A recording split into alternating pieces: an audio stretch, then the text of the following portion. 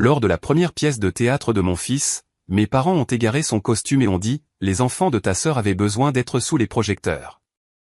Papa a souri d'un air moqueur. Il s'en remettra. J'ai ouvert leur cadeau, un jouet en solde avec une note « Garde des attentes basses ». Je suis resté silencieux. Cette nuit-là, j'ai annulé le voyage que je finançais, je me suis retiré de leur prêt automobile et j'ai verrouillé les comptes que je gérais. À 22h41, maman a envoyé un SMS, « Pourquoi tout est-il annulé ?» Mon nom est Wesley. J'ai 41 ans. Je travaille comme responsable des opérations pour une entreprise de logistique de taille moyenne dans l'Ohio. S'il y a une chose que j'ai apprise sur le fait d'être l'enfant fiable, c'est celle-ci, vous devenez invisible à l'instant où vous cessez d'être utile. Pendant 8 ans, j'ai financé la retraite de mes parents.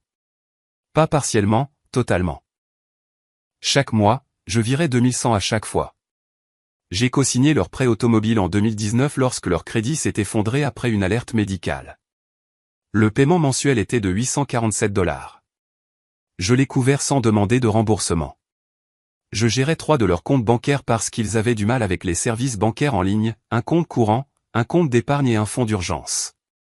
Les soldes combinés tournaient autour de $12 400. Toutes des contributions de ma part au fil des ans. Ils n'ont jamais demandé comment j'allais. Ils demandaient quand le prochain dépôt serait effectif.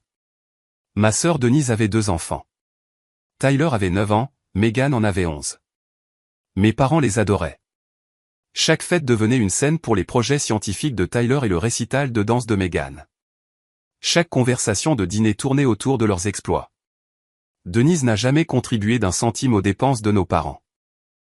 Pourtant, elle recevait leurs applaudissements les plus forts et leurs mots les plus doux. J'avais un fils, Jacob. Il avait 7 ans, brillant, timide, attentionné. Il aimait les dinosaures et dessinait des bandes dessinées dans les marges de ses devoirs.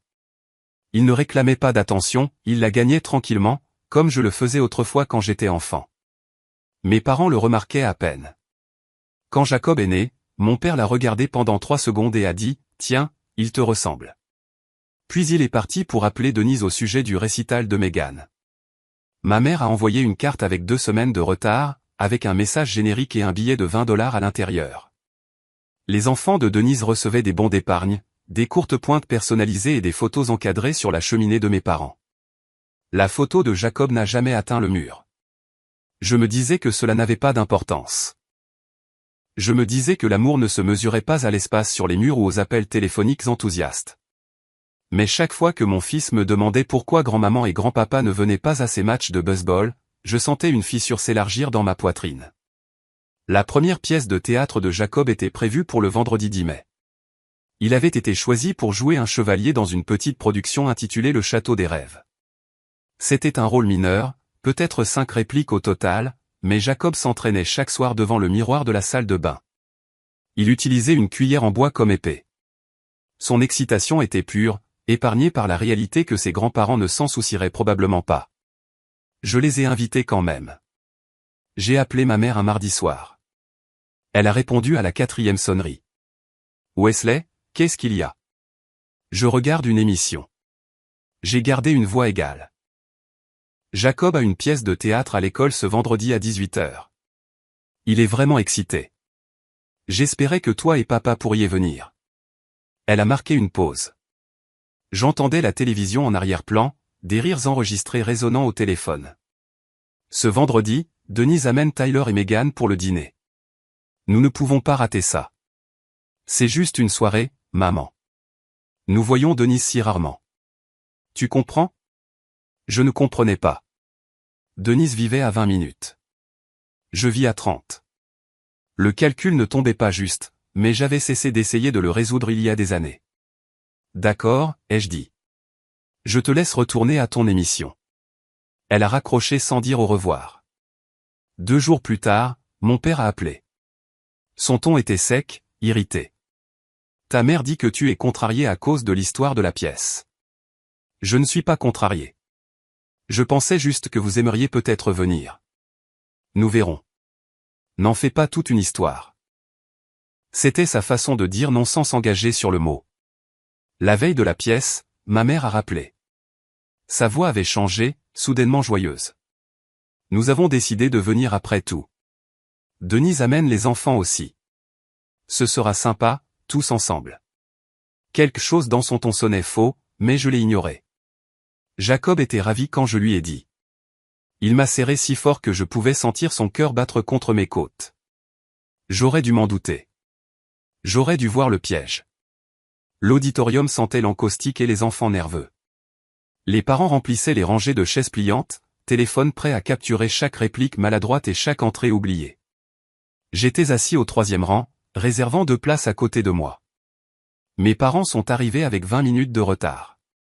Denise est entrée derrière eux, flanquée de Tyler et Megan. Les 2 enfants portaient des vestes assorties, tous 2 semblaient s'ennuyer. Ma mère a embrassé ma joue, distraite. Mon père a hoché la tête et s'est assis sans un mot. Denise m'a souri, le genre de sourire qui n'atteint jamais les yeux. Ça devrait être mignon, a-t-elle dit. Je n'ai pas répondu. Je balayais la scène du regard, attendant que Jacob apparaisse. La pièce a commencé. Les lumières se sont tamisées. La première scène s'est ouverte sur un décor de château et un chœur d'enfants déguisés en villageois. J'ai repéré Jacob immédiatement.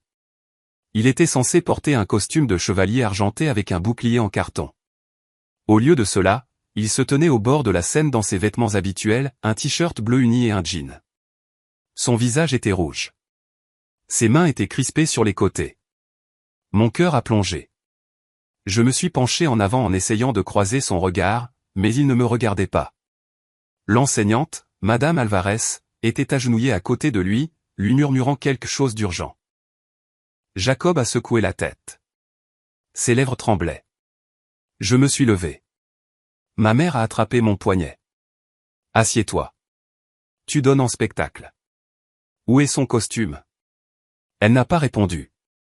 Elle a reporté son attention sur la scène, son expression soigneusement vide. J'ai regardé Denise. Elle souriait pas à la pièce, à moi.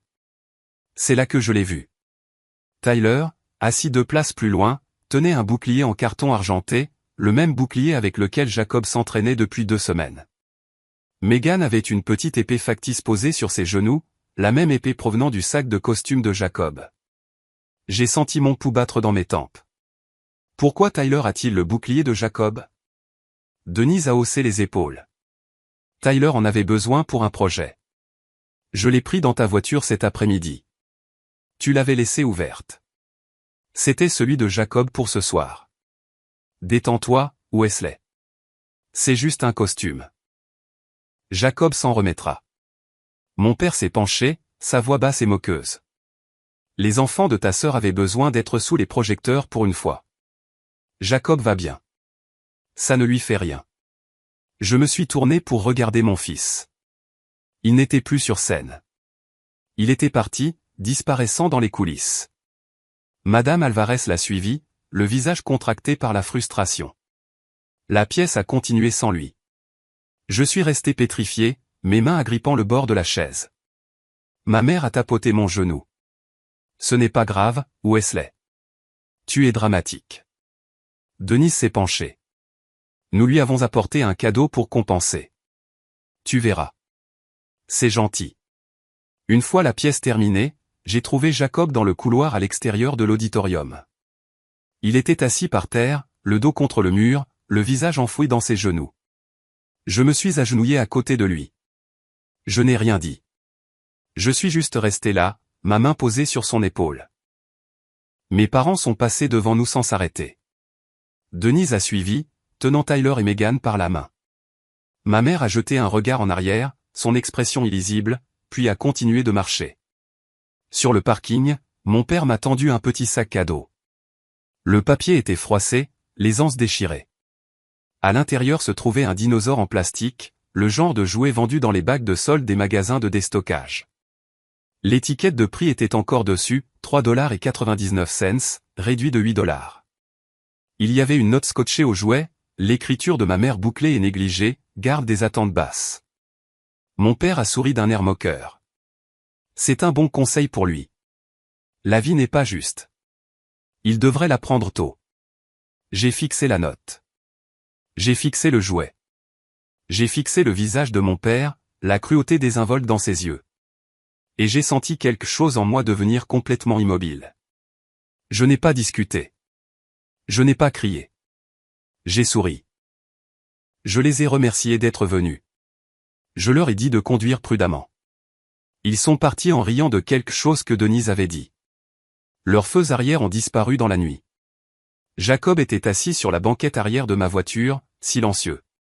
Il n'a pas pleuré. Il regardait simplement par la fenêtre en tenant le dinosaure en plastique bon marché sur ses genoux. Je suis rentré à la maison. J'ai couché Jacob.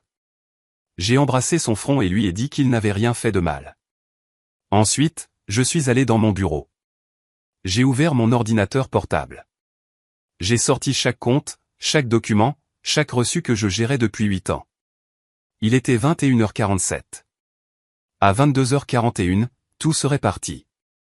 J'étais assis dans la lueur bleue de l'écran, la maison silencieuse à l'exception du ronronnement du réfrigérateur en bas. Jacob dormait.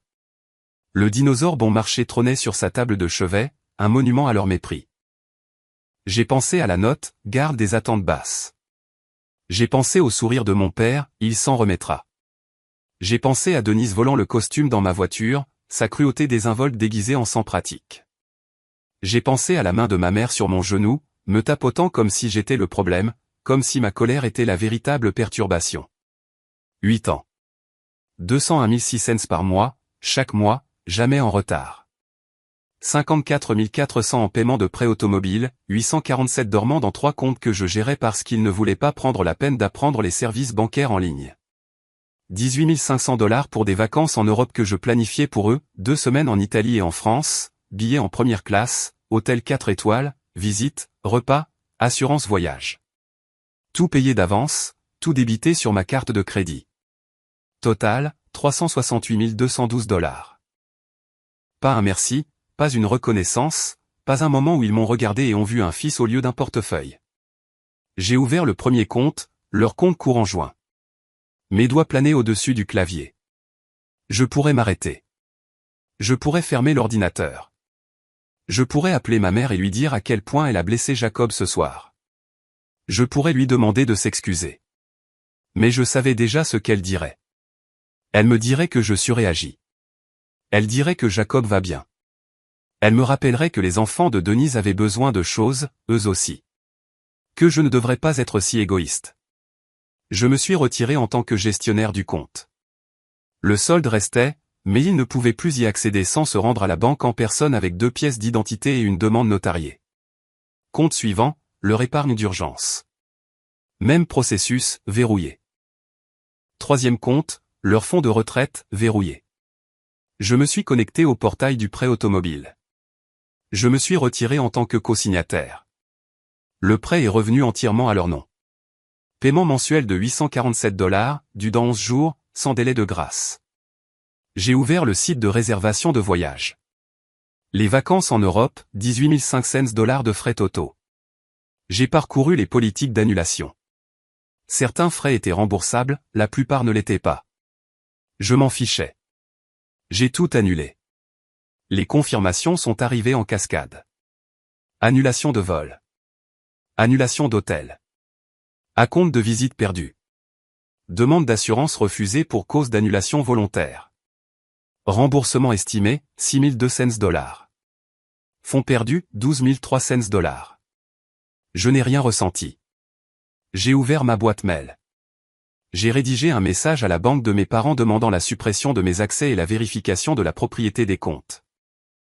J'ai joint des copies de chaque dépôt que j'avais effectué au cours des 8 dernières années. Je me suis mis en copie. J'ai envoyé.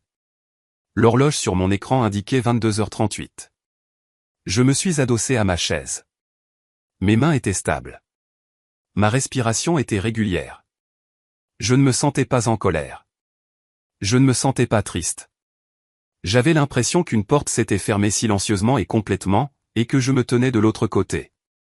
Mon téléphone était face contre terre sur le bureau. Je l'ai pris. Aucun message, aucun appel. Je l'ai reposé. 3 minutes plus tard, il a vibré. L'écran s'est éclairé. Un SMS de ma mère, pourquoi tout est-il annulé? J'ai fixé le message. Je n'ai pas répondu. J'ai éteint le téléphone. J'ai fermé l'ordinateur portable. Je suis monté à l'étage dans la chambre de Jacob. Il dormait, son visage paisible, une main repliée sous son oreiller. Je me suis assis sur le bord de son lit. J'ai chuchoté, tu méritais mieux. Il ne s'est pas réveillé. J'ai quitté la pièce. Je suis allé me coucher. Je n'ai pas dormi. J'ai attendu. Le samedi matin est arrivé avec une lumière pâle et une odeur de pain grillé brûlé. Jacob était assis à la table de la cuisine, picorant ses céréales. Il n'avait pas mentionné la pièce. Il n'avait pas mentionné le costume. Il n'avait pas mentionné le dinosaure.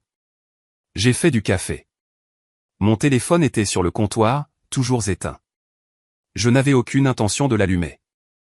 À midi, les appels ont commencé à arriver sur la ligne fixe. J'ai laissé sonner 8 fois, 10 fois, 12 fois. Finalement, je l'ai débranché. Jacob a levé les yeux. C'est grand-maman qui appelle? Probablement. Tu vas lui parler? Pas aujourd'hui. Il a hoché la tête et s'est remis à ses céréales. À 14h14, ma sonnette a retenti. J'ai regardé par le Judas. Ma mère se tenait sur le porche, les bras croisés, le visage crispé. Mon père était assis dans la voiture, moteur tournant. Je n'ai pas ouvert la porte. Elle a sonné à nouveau. Puis elle a frappé. Puis elle a martelé. Wesley, je sais que tu es là. Ouvre la porte. Je suis allé à la cuisine. Je me suis versé une autre tasse de café. Je me suis assis en face de Jacob et je l'ai aidé avec un puzzle de dinosaures. Les martèlements ont cessé. J'ai entendu ses pas s'éloigner dans l'allée. La portière de la voiture a claqué. Le moteur a vrombi. Ils sont partis. Mon téléphone était toujours éteint. J'étais assis dans mon bureau. Je l'ai rallumé à 16h. 43 appels manqués. 17 messages vocaux. 32 SMS. J'ai d'abord ouvert les SMS. Maman, 22h42, pourquoi tout est annulé? Maman, 22h51, la banque dit que nous ne pouvons pas accéder à nos comptes. Que as-tu fait? Maman, 23h03, appelle-moi tout de suite. Maman, 23h34, c'est inacceptable. Papa, 6h47, règle ça aujourd'hui. Denise, 7h12, maman dit que tu leur as bloqué l'accès à leur argent. Qu'est-ce qui ne va pas chez toi? Denise, 7h29, rappelle-la. Elle pleure. Maman, 8h01, le voyage est annulé. Tout. Les vols, les hôtels, tout. Sais-tu combien cela nous a coûté? J'ai failli rire. Cela ne leur a rien coûté. Cela m'a coûté 18 500 $. J'ai fait défiler les messages vocaux. Je ne les ai pas écoutés, je les ai supprimés par l'eau. À 17h30, Denise a appelé. J'ai répondu.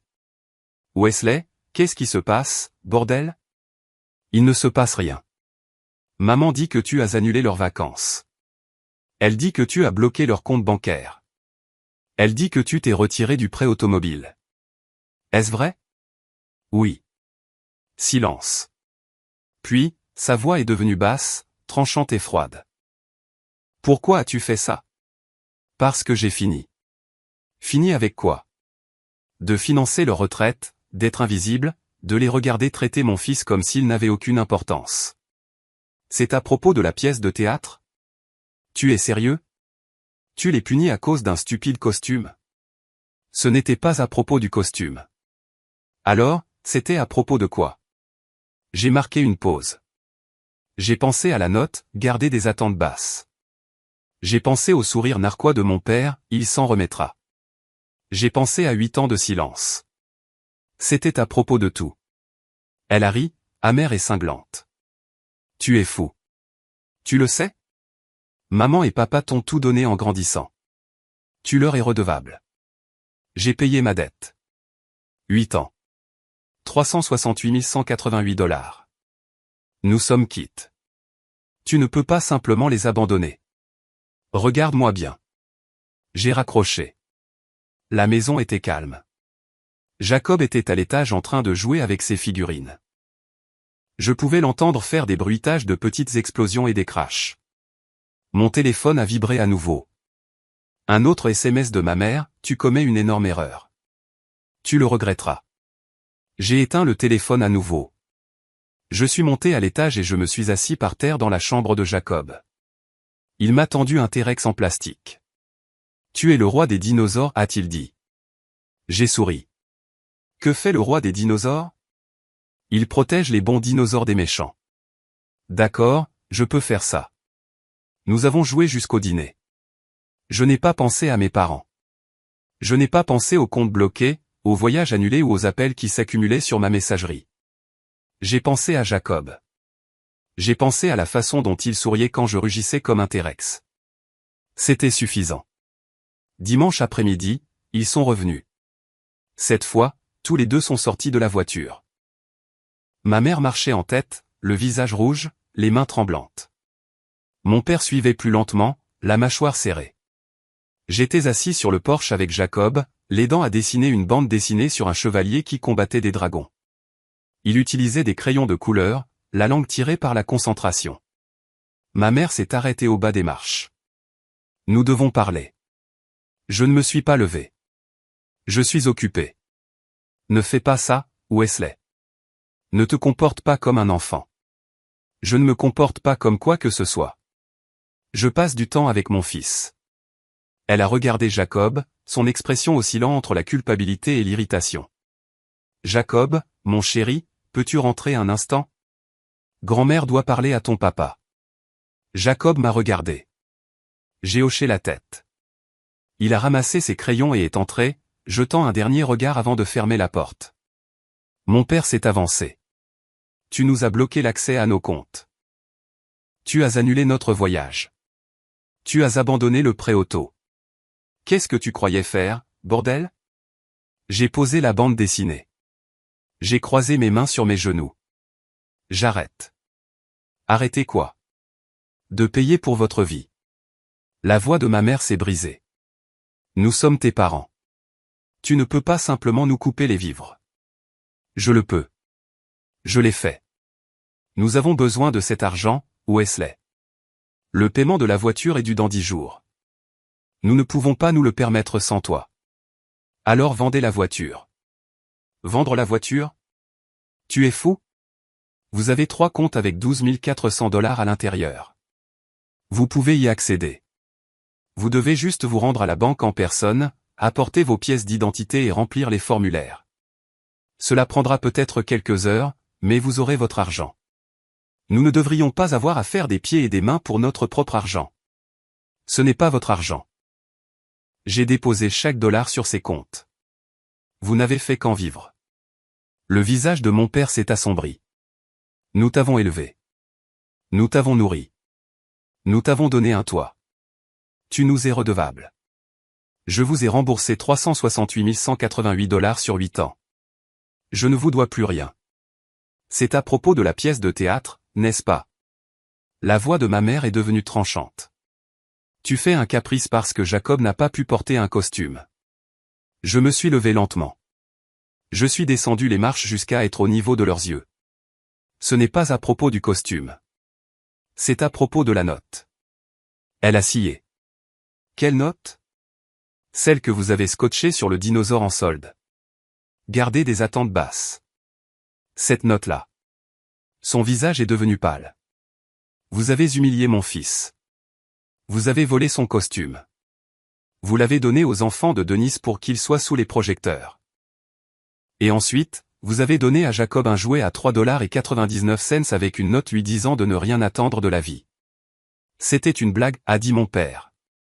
Tu es trop sensible. Ce n'était pas une blague. C'était cruel. Et j'ai fini de prétendre que cela n'avait pas d'importance. Ma mère a tendu la main, le doigt tremblant. Wesley, s'il te plaît. Nous avons fait une erreur. Nous sommes désolés. Règle juste la question des comptes. Règle pour le voyage. Nous pouvons en parler. Non. Je ne règle rien du tout. Vous vouliez que Jacob garde des attentes basses. Maintenant, c'est votre tour.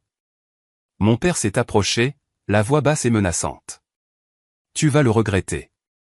Je n'ai pas bronché. La seule chose que je regrette, c'est d'avoir attendu aussi longtemps. Je me suis retourné et j'ai remonté les marches. J'ai ouvert la porte et je les ai regardés une dernière fois. Ils se tenaient dans l'allée, figés, le visage tordu par le choc et la rage. Je suis entré et j'ai verrouillé la porte. Je me suis assis à côté de Jacob et j'ai repris la bande dessinée. Où en étions-nous? Il a pointé le dragon. Le chevalier est sur le point de gagner. Bien. Finissons là. Dehors, j'ai entendu la portière de la voiture claquer. Le moteur a démarré. Ils sont partis. Je ne les ai pas regardés partir. Lundi soir, j'ai préparé le dossier. Non pas parce que j'avais besoin de me justifier, mais parce que je savais qu'ils essaieraient de réécrire l'histoire. Ils diraient à Denise que je les ai abandonnés. Ils diraient à leurs amis que j'étais cruel et ingrat. Ils se feraient passer pour des victimes. Je ne laisserai pas cela arriver. J'ai ouvert un nouveau dossier sur mon bureau. Je l'ai nommé « Comptabilité complète ».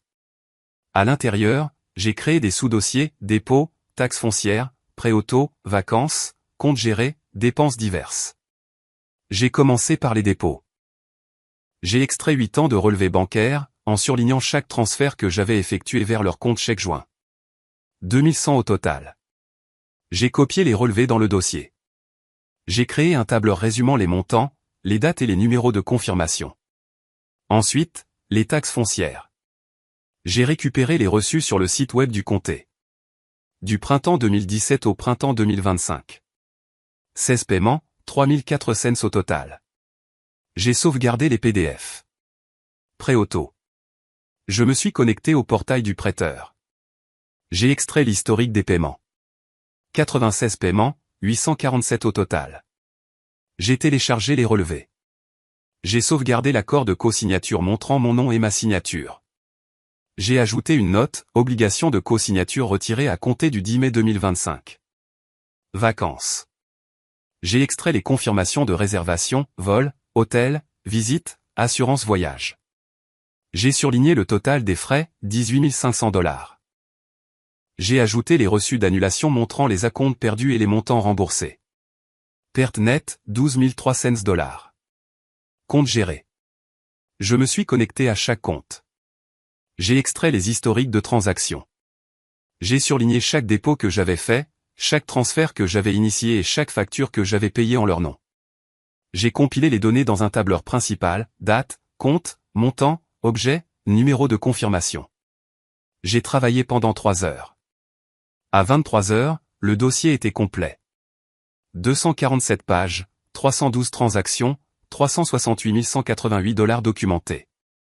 J'ai sauvegardé le dossier sur un disque dur externe et je l'ai téléchargé sur un compte cloud sécurisé. J'ai imprimé une copie papier et je l'ai placée dans un classeur. Ensuite, j'ai écrit un email. Groupe email famille objet, comptabilité complète corps du texte, vous trouverez ci-joint un relevé financier complet de mes contributions aux dépenses de maman et papa de mai 2017 à mai 2025. Cela inclut les dépôts mensuels, les taxes foncières, les paiements du prêt auto, les contributions au compte géré et le financement des vacances. Montant total, 368 188 $. Avec effet immédiat, je ne contribue plus à ces dépenses. Tous les comptes ont été transférés sous leur contrôle. Le prêt auto a été rendu à leur seule responsabilité. Cette décision est finale. Ne me contactez pas pour revenir dessus. Wesley. J'ai joint le dossier. J'ai survolé le bouton d'envoi. Puis je me suis arrêté. J'ai supprimé l'email. J'ai fermé le brouillon. Je n'avais pas besoin de me justifier auprès d'eux.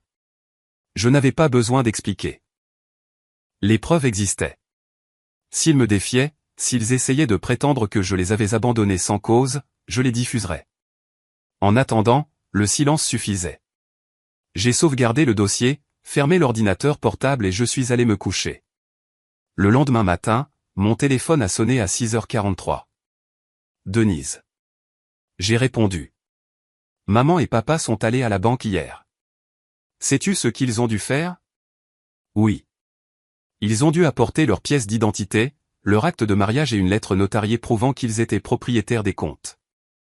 Cela a pris 4 heures. 4 heures, Wesley. C'est malheureux. Tu les punis parce qu'ils ont blessé les sentiments de Jacob. Réalises-tu à quel point cela semble fou? Je ne les punis pas. J'arrête mon soutien financier. Il y a une différence. Ils vont perdre la voiture. Comprends-tu cela? Ils ne peuvent pas payer les mensualités. Alors ils devraient la vendre. Tu es leur fils. Tu es censé les aider. Je les ai aidés pendant 8 ans. J'ai fini, maintenant. Pourquoi? Pourquoi fais-tu cela? Parce qu'ils ont humilié mon fils. Parce qu'ils lui ont donné un jouet en solde avec une note lui disant de garder des attentes basses. Parce qu'ils ne l'ont jamais traité une seule fois comme s'il comptait. Parce que j'en ai assez d'être invisible. Denise est restée silencieuse. Si tu veux les aider, tu peux commencer à contribuer. Tu habites à 20 minutes de chez eux. Tu as 2 enfants qui reçoivent toute l'attention. C'est peut-être ton tour d'être celle sur qui on peut compter. J'ai raccroché. J'ai éteint mon téléphone. Je suis allé travailler. Je me suis concentré sur mon travail. Je me suis concentré sur Jacob. Je n'ai pas pensé à eux. Au déjeuner, j'ai vérifié mes emails personnels. Il y avait un message de la banque confirmant le transfert de propriété des comptes. Mes parents en avaient désormais le plein contrôle, mon nom était retiré. J'ai supprimé l'email, fermé mon ordinateur portable et fini mon sandwich. Tout était en marche désormais. Je n'avais plus qu'à attendre. Mercredi 15 mai. Le paiement de la voiture était dû. Mes parents ne l'ont pas payé. Je le savais parce que le prêteur m'a envoyé une notification de courtoisie même si je n'étais plus co-signataire, le système n'avait pas encore été mis à jour. Paiement en retard. Montant dû, 847 $. Des frais de retard s'appliquent après 15 jours. J'ai supprimé l'email. Jeudi matin, ma mère a appelé d'un numéro masqué. J'ai répondu par accident. Wesley, la banque nous facture des frais. Ils disent que nous avons manqué une date limite de transfert. Peux-tu régler ça? Non. Comment ça, non? Je veux dire que je ne règle rien. Vous avez accès au compte maintenant. Gérez cela vous-même. Nous ne savons pas comment faire. Tu l'as toujours fait pour nous. Alors apprenez. J'ai raccroché. Cet après-midi-là, Denise s'est présentée à mon bureau. La sécurité m'a appelé depuis le hall. Il y a une femme ici qui vous demande. Elle dit qu'elle est votre sœur. Dites-lui que je suis en réunion. Elle dit que c'est une urgence. Ça ne l'est pas. J'ai raccroché. 10 minutes plus tard, mon téléphone de bureau a sonné. Mon assistant a dit, votre sœur est toujours dans le hall. Elle fait une scène. J'ai soupiré et je suis descendu. Denise se tenait près de la réception, les bras croisés, le visage rouge. Tu m'évites. Je travaille. Maman et papa paniquent. Le paiement de la voiture a été rejeté. Le prêteur menace de saisir le véhicule. La banque leur facture des frais de découvert parce qu'ils ne savaient pas comment transférer de l'argent entre les comptes. Tu dois les aider. Non, je n'ai pas à le faire. Ce sont tes parents. Et Jacob est mon fils. Ils l'ont humilié. Ils lui ont donné un jouet en solde et lui ont dit de garder des attentes basses. Ils en ont ri. Ils n'auront plus mon aide. Donc, tu vas juste les laisser tout perdre? Ils ne perdent pas tout. Ils ont 12 400 $ sur leur compte. Ils ont une maison. Ils sont l'un l'autre. Ils trouveront une solution. Tu es cruel. Non, j'ai fini. Je suis parti. Elle m'a suivi jusqu'à l'ascenseur, mais les portes se sont fermées avant qu'elle ne puisse entrer. Je suis retourné à mon bureau, j'ai verrouillé la porte, j'ai fini mon travail et je suis rentré chez moi. Vendredi 17 mai. Le prêteur a envoyé un autre email, compte en souffrance. Procédure de reprise de possession entamée. Contactez-nous immédiatement. J'ai transféré l'email à mes parents. Aucun message, juste le transfert. Mon père a appelé 5 minutes plus tard. Tu nous as transféré un avis de saisie. Tu trouves ça drôle? Non, je pense que c'est une conséquence. Une conséquence? Nous sommes tes parents. Tu n'as pas à nous punir. Je ne vous punis pas. Je ne vous sauve simplement plus. La voiture va être remorquée. Tu comprends ça? Remorquée. Alors payez la facture. Nous n'avons pas l'argent. Ces 12 400 $ sont des économies. Nous ne pouvons pas y toucher. Alors je suppose que vous perdrez la voiture. Il est resté silencieux. Puis sa voix est devenue basse et venimeuse. Tu vas le regretter. Quand nous serons partis, quand tu seras à nos funérailles, tu vas le regretter. Peut-être. Mais je ne regretterai pas d'avoir protégé mon fils. J'ai raccroché. Samedi matin, j'ai emmené Jacob au parc. Nous avons joué sur les balançoires, nourri les canards et mangé des glaces. Il a ri quand j'ai fait semblant de faire tomber mon cône. Alors que nous étions assis sur un banc, mon téléphone a vibré. Un SMS de Denise, la voiture a été remorquée ce matin. Maman est hystérique. Papa ne parle à personne. J'espère que tu es content. J'ai rangé le téléphone et j'ai regardé Jacob. Veux-tu aller à la bibliothèque? Il a hoché la tête, le visage rayonnant. Est-ce qu'on peut prendre l'encyclopédie des dinosaures? Absolument. Nous avons passé l'après-midi à la bibliothèque et avons emprunté 6 livres. Jacob les portait en pile, fier et précautionneux. Quand nous sommes rentrés, il y avait un message vocal de ma mère. Je l'ai écouté pendant que Jacob déballait ses livres. Sa voix tremblait. Wesley, s'il te plaît. Je t'en supplie. Nous avons fait une erreur. Nous sommes désolés. S'il te plaît, aide-nous. S'il te plaît. J'ai supprimé le message vocal. Je suis allé dans le salon. Jacob rangeait ses livres par taille.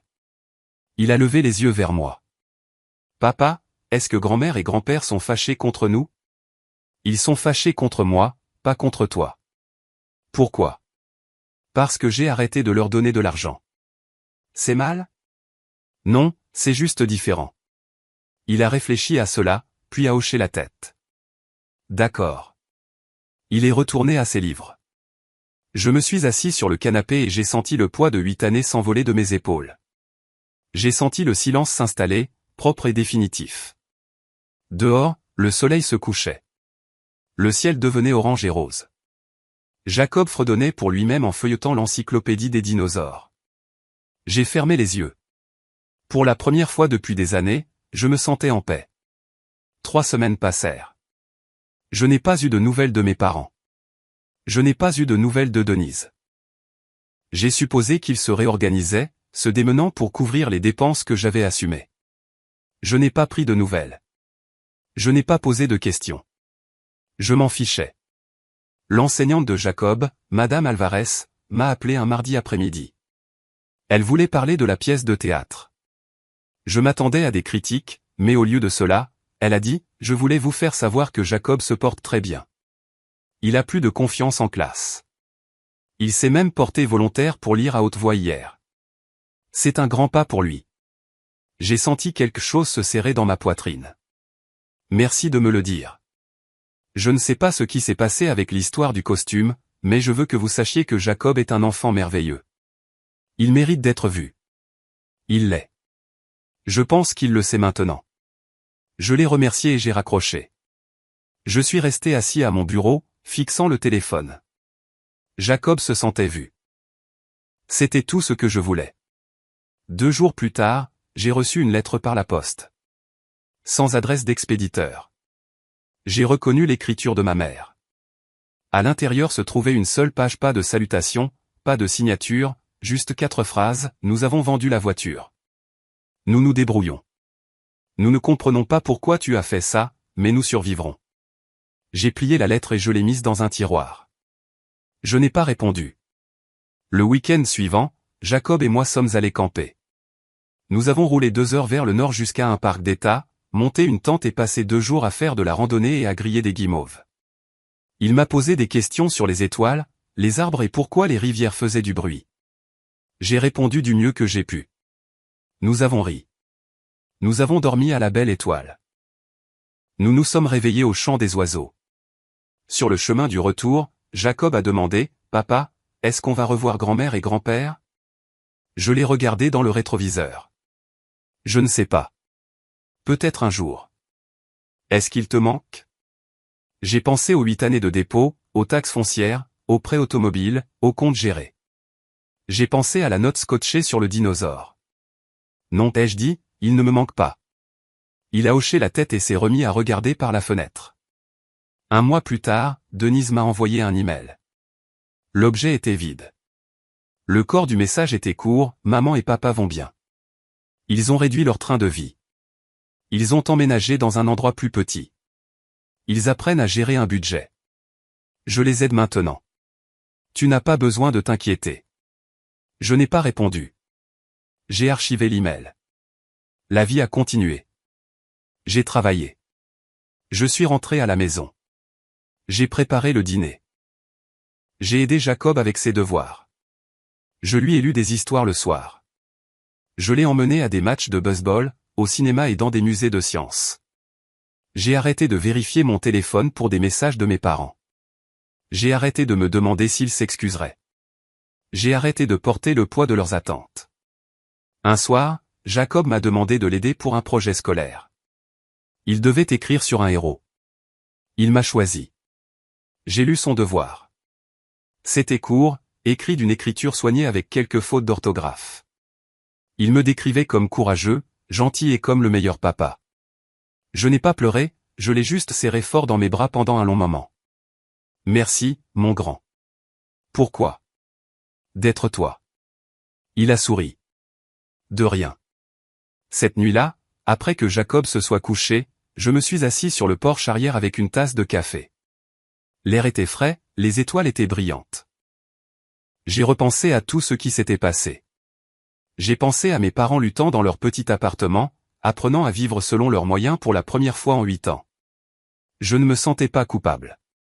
Je ne me sentais pas en colère. Je me sentais libre. Jacob était heureux. Il se sentait vu. Il se sentait valorisé. C'était tout ce qui comptait. J'ai fini mon café, je suis entré et j'ai verrouillé la porte. J'ai éteint les lumières et je suis allé me coucher. Demain, Jacob avait une sortie scolaire au musée d'histoire naturelle. Il voulait voir les dinosaures. J'avais hâte d'y être.